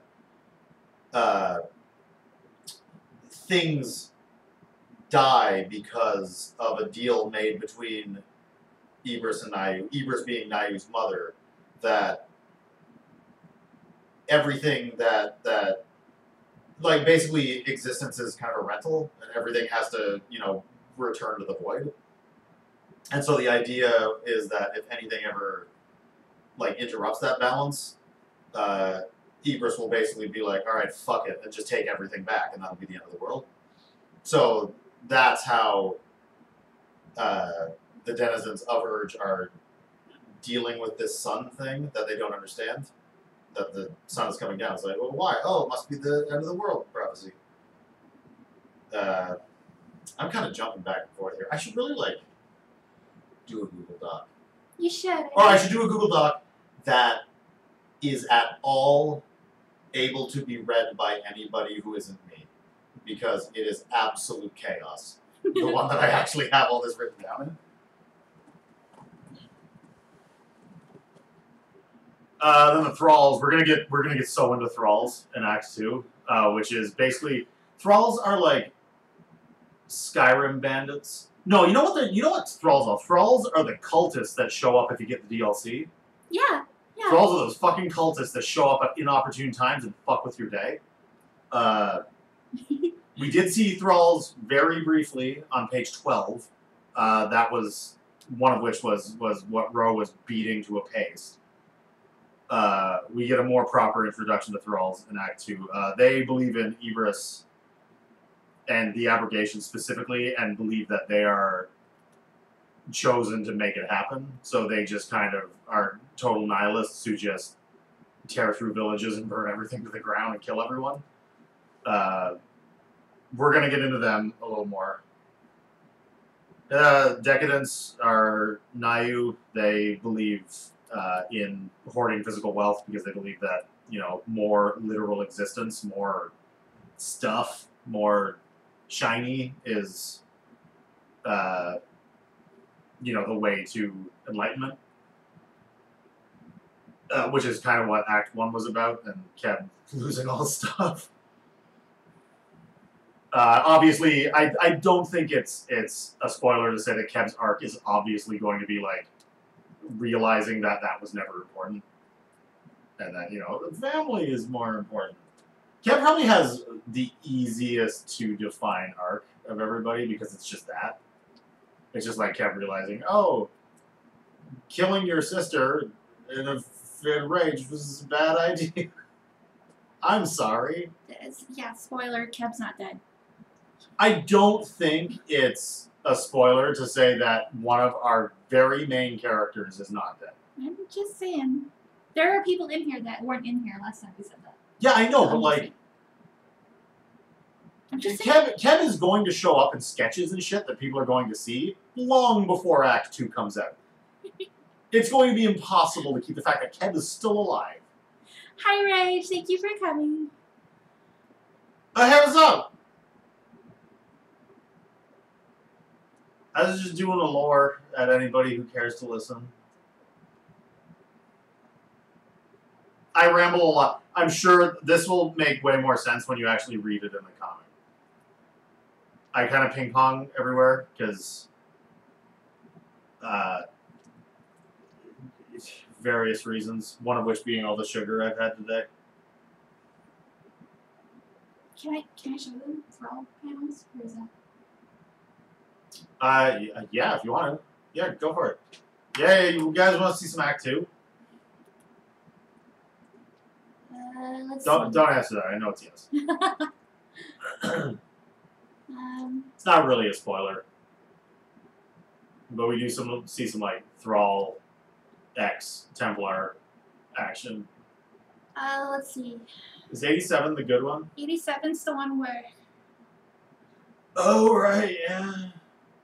Okay, so there's 87. Zier sees the thrall first, and they're causing some shit.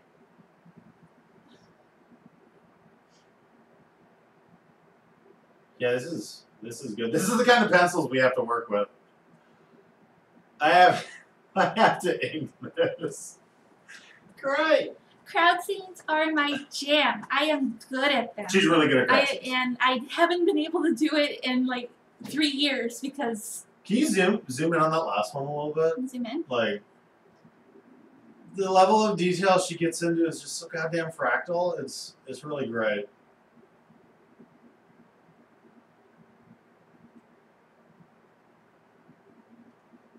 But yeah, there's some thrall that are actually in one piece. Because the one you've seen is not in one piece.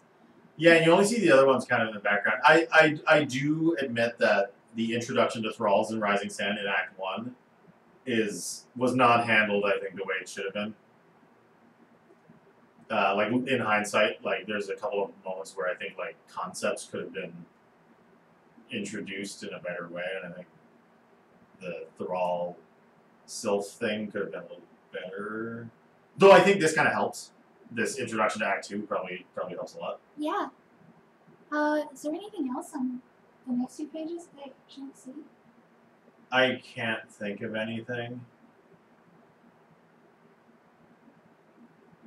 You should just show them the biblical panel. That's a good panel. That is 89? I don't. I think it's 89. Yes, it's 89. It's still being. I'm still working on it. But we wanted like one of those fresco type biblical painting battle scenes. It's gonna be so good. It's a bunch of Templar versus Thralls. Incidentally, looking up Warhammer 40K painting helped immensely in finding the kind of atmosphere I was trying to communicate to Jen about this.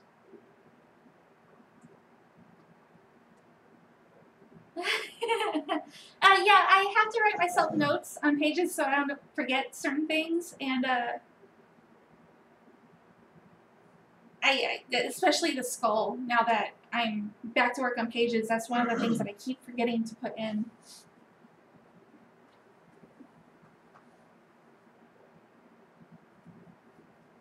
But yeah, there's that, and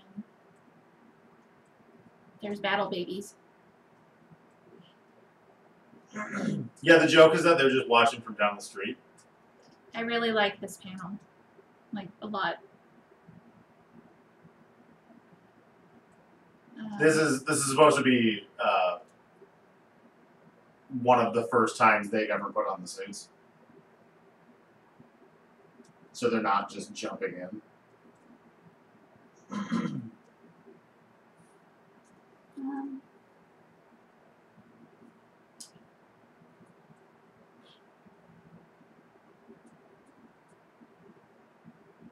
Zier's got some funny faces on the next page. I really like drawing him. He's so funny.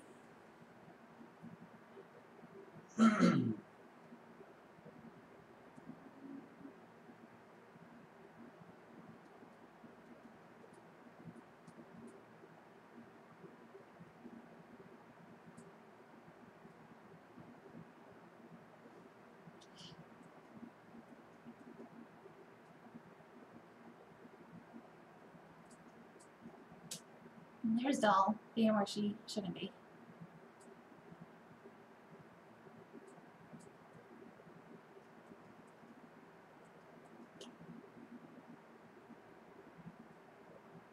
That damn kid. Rob says Zier looks like he just realized that wasn't a fart. Yeah, no, that's a That's sharded fair. face. That's highly accurate. Yeah. 91's okay to show, yeah? Is that What is okay? on 91? That's where Ro was shouting that doll. What else is on the page? The last panel is a collision. I wouldn't go that far. No, okay. I don't even know if it's spoilery enough yet. I just don't want to. Yeah. I don't want to go that far. You'll see eventually. Don't worry. I'll show him 88 because good zero faces too.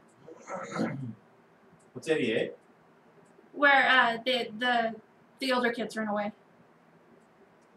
Oh yeah.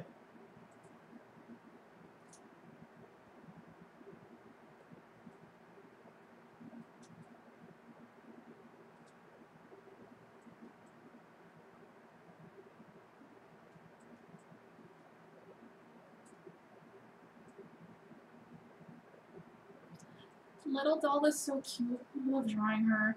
Yeah, the redesigns of all their like flashback costumes are pretty good. I didn't show you the color versions, did I? No, not yet. I colored you the sketches just to kind of get a sense of where I wanted to go. And like I brought up like her old one from the previous flashback, which is probably my least favorite. Like looking back and preparing files for print, that's one of my least favorite scenes. Really? It's, I well, like it's got the suit page. That's great. The suit page is awesome. But like going for the green shadows, like what the fuck was I thinking? It's stuff I'm glad I tried, but that I will almost certainly never try again.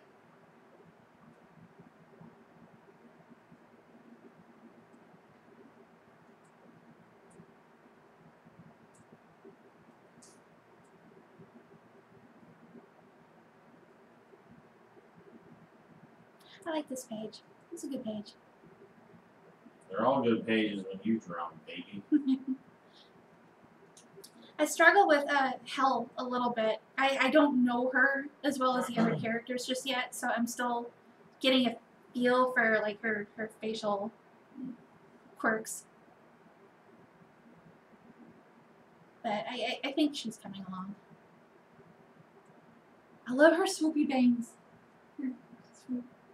They're probably not gonna stay like that forever because, and it's funny too because you're always like, I need to know how it would work in 3D, but it's like that hair would never work. No, but I need it. Oh, Matt says, Adam says he remembers you and will look into it. Nice. That's awesome. Yay! Okay, I'm gonna close all these now.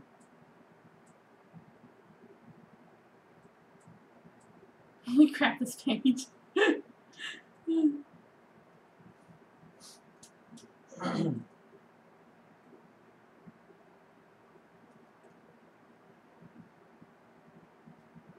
You are helping. You're a big help, Sorry, who's helping? Matt.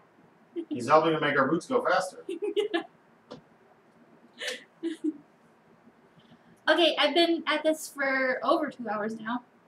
Is it after 5? It's 5:08. Oh, fuck right off. Look how cute. This turned out great. Yes. But yeah, we need to scoot off the stream, so we. I need to eat something that isn't cereal marshmallows. Yeah, we've had nothing but crap to eat for like the past couple of days, so let's go eat more crap. I've literally eaten almost purely Lucky Charms marshmallows all day. It's his fault because it was his birthday, and then we bought him 3 pounds of marshmallows. We didn't even get to the cupcakes. Christ, they're so cupcakes. We're gonna eat those goddamn cupcakes. We need to, or they're gonna go gross. Anyway, yes, thank you for hanging out with us and watching some silliness. And this will go up on Patreon, I'm sure, for everybody to see. But please keep retweeting us so we can fund Yeah, or just give us $1,000. less than. Yeah, it's not even $1,000, but it's like $800. Just $800. Don't no, you guys seriously, like specifically you guys, you're always so freaking supportive and awesome, and we don't deserve you. And I'm gonna cry, so I'm gonna go now. Great, now you're crying. Thank you for hanging out with us and doing everything you have done to help us out. I'm gonna go yell on Twitter. So yeah, you're awesome, and I'll probably do this again next week. So, okay, love you, bye! Okay, I love you, bye.